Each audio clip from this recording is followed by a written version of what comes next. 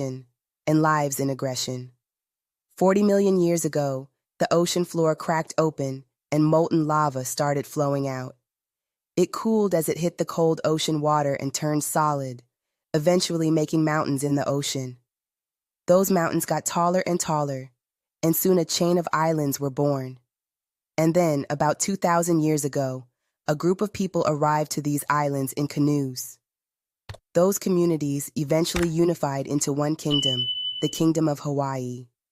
A sovereign nation created in the middle of the Pacific Ocean, Hawaii became a language, a culture, and a national identity. But that sovereignty, that culture, that identity was soon to be stolen. It was captured by a new, bigger country, an ocean away. So how did this happen? Hello and welcome again to the Global Cultural Drift podcast. Geopolitical Queen here, with today's episode on how the United States overthrew the Hawaiian government and stole their land too. Millions of years ago, there was no land known as Hawaii. Only the sea existed until the Kingdom of Hawaii was created.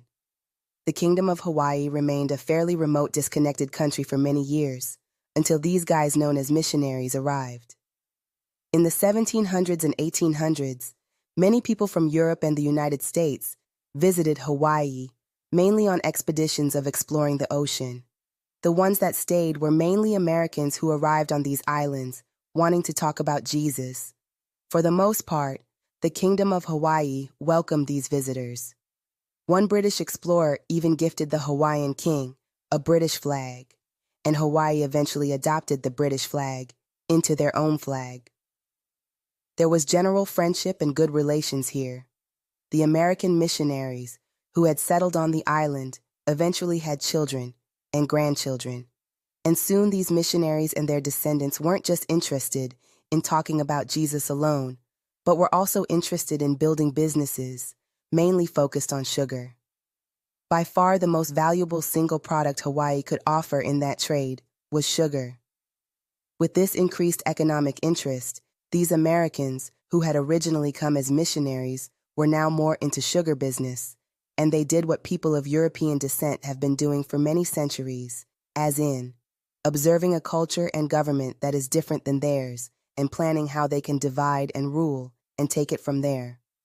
So during the 1800s, these Americans slowly chipped away at the Hawaiian government structure.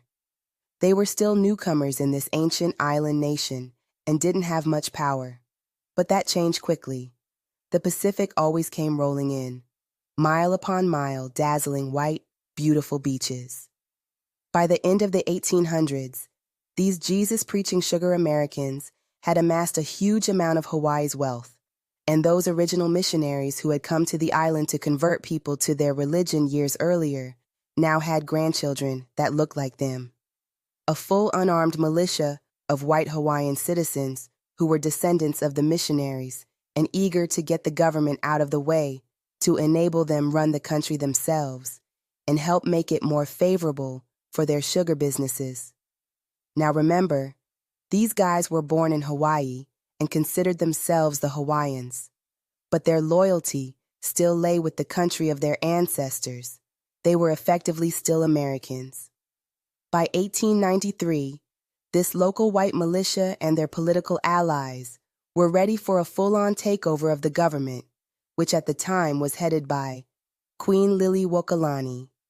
The sugar missionaries were still a minority, and a full-on overthrow of the government would have been difficult by themselves.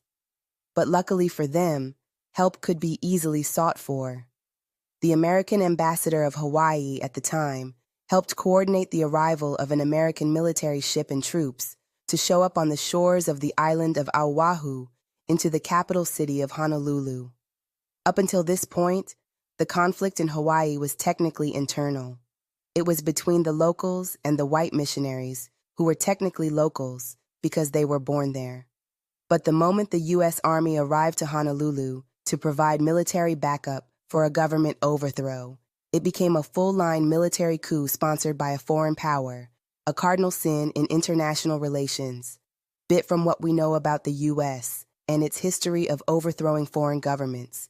We can safely say that there is no government overthrow, that the U.S. hasn't loved. The Queen was forced to give up her power, and they put this man in charge as the leader of the new Republic of Hawaii. His name was Sanford Dole. His family was huge in the sugar business, and he was now the leader of the country of Hawaii. The locals fought this, but peacefully through protests. Nearly every adult on the island signed a petition condemning the takeover. Meanwhile, back in Washington, D.C., a debate was going on as to what to do with Hawaii now that a bunch of pro-American missionaries turned sugar warriors had grabbed power. Dole himself traveled to D.C. to lobby for the U.S. to take over Hawaii for themselves, and so did a group of local Hawaiians to oppose the American encroachment. The Queen, who was overthrown, wrote a letter demanding to be reinstated as the legitimate leader of the Kingdom of Hawaii. The United States was split on what to do until 1898, when the new president surrounded himself with leaders who kind of loved war and American expansion. And this is what sealed the fate of Hawaii. All of these displays of vehement, peaceful protests by the Hawaiian people were trampled upon by a superpower that had bigger guns and an insatiable desire for control. So one summer day in 1898, the U.S. showed up, and the flag of the Kingdom of Hawaii was taken down, and the U.S. flag was raised. Hawaii was now officially a possession of the United States of America. With the help of these sugar-loving missionaries, these islands had been plucked from their people and put into the hands of a growing superpower. It is worth noting that stealing the land was one thing. The real theft was what happened next. At this point, Hawaii was just a U.S. territory, not a state, but the U.S. will begin with a deep, widespread destruction of the Hawaiian way of life. The Hawaiian language was banned in schools. Government and businesses were by law required to be conducted in English. The U.S. began developing the land, often on the sacred sites, and the history itself was censored to make it seem as if the Hawaiian people welcomed the U.S. without a fight.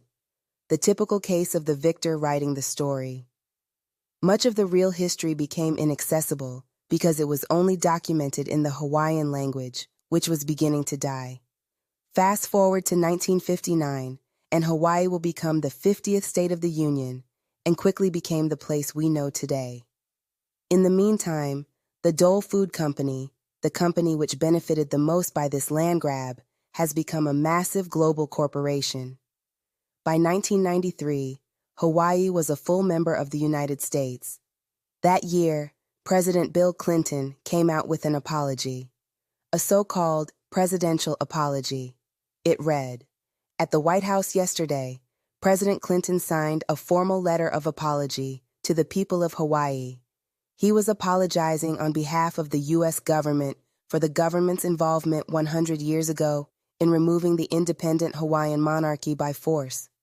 But despite this horrendous land grab and the pillaging and theft of these islands, there is a little bit of hope here.